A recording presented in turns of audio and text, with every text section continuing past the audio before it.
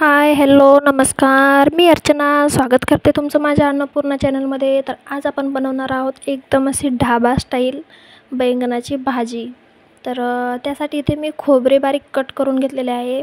थोडासा अद्रक लसूण घेतलेला आहे. आता बैंगन घेतलेले आहेत, 3 ते 4 बैंगन घेतलेले आहेत. मी फक्त भाजी 2 माणसांसाठी करत आहे. तर ह्याचे मोठे मोठे मी काप करून घेतलेले आहेत. म्हणजे एका बटाट्याचे फक्त 8 काप केलेले आहेत. तर आता ह्याला कुकरच्या डब्यामध्ये घेतलेलं आहे. ह्यामध्ये पाणी घालायचं आणि त्यामध्ये बैंगन टाकून थोडंसं मीठ घालायचं, म्हणजे जेणेकरून आपले बैंगन जे आहेत ते काळे पडणार नाहीत. तर ते साईडला ठेवूयात आणि मसाल्याची तयारी करूयात. तर इथे कढई घेतलेली आहे, त्यामध्ये अद्रक आणि लसूण घातलेलं आहे. तर अद्रक आणि लसूण झाला की त्यामध्ये कांदा घालायचा आणि त्याला छान असं भाजून घ्यायचे.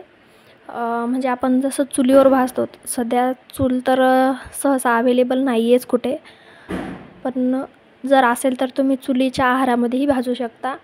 तर इथे मी कांदा भाजलेला आहे.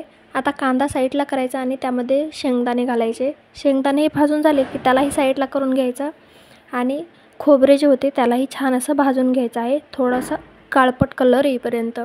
आता सर्व मिक्स करायचं आणि परत 1 ते 2 मिनिटे ह्याला भाजून घ्यायचं, म्हणजे जी आपल्याला चव पाहिजे तशी चव येईल त्याला. आता त्यामध्ये थोडीशी कोथिंबीर घालायची आणि हे सर्व मिक्सरमध्ये काढून घ्यायचे आहे आपल्याला, थोडे थोडे पाणी घालून. जास्त पातळ ग्रेव्ही करायची नाही, म्हणजे त्याची चव जशी पाहिजे आपल्याला तशी लागणार नाही. तर त्यानंतर आता फोडणी टाकूयात भाजीला. इथे कढई गरम करायला ठेवलेली आहे, त्यामध्ये तेल घातले. तेल गरम झाल्यानंतर जिरे मोहरी घातली. जिरे मोहरी अगोदर छान अशी तडतडू द्यायची. नंतर त्यामध्ये आपण जी ग्रेव्ही तयार केली होती, कांदा खोबरे त्याची, ती घालायची आणि त्याला 1 ते 2 मिनिटे छान असं मंद आचेवर परतवून घ्यायचं आहे. जोपर्यंत ग्रेव्हीला तेल सुटत नाही तोपर्यंत आपल्याला परतायचे आहे. नंतर त्यामध्ये मसाले घालायचे. तर अर्धा चमचा हळद घातलेली आहे मी, छोटा चमचा, 1 चमचा लाल तिखट आणि 1 चमचा घरगुती गरम मसाला घातलेला आहे. ह्यालाही छान असं परतवून घ्यायचे, म्हणजे मसाल्याला तेल सुटेल. तर बघू शकता किती छान असा सुंदर कलर आलेला आहे आणि मसाल्याला तेलही सुटलेले आहे.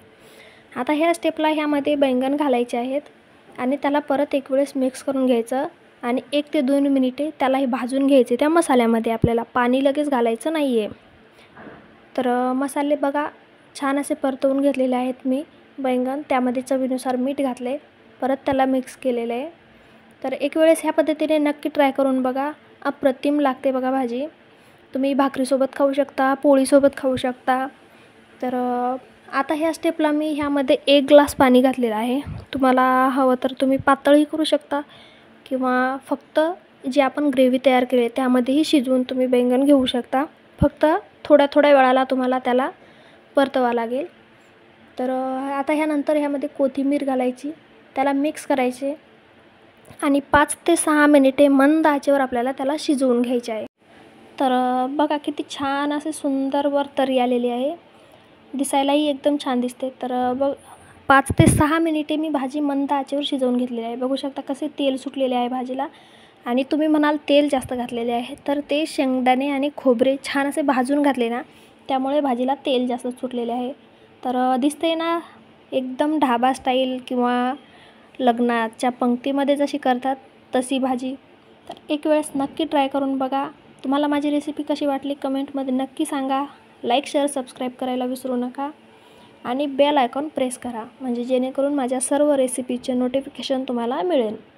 तर एन्जॉय करा आणि एक वेळेस नक्की ट्राय करून बघा, खूप छान लागते भाजी. तर बघा ना कशी भारी दिसते. भाकरीसोबत एक वेळेस नक्की ट्राय करून बघा.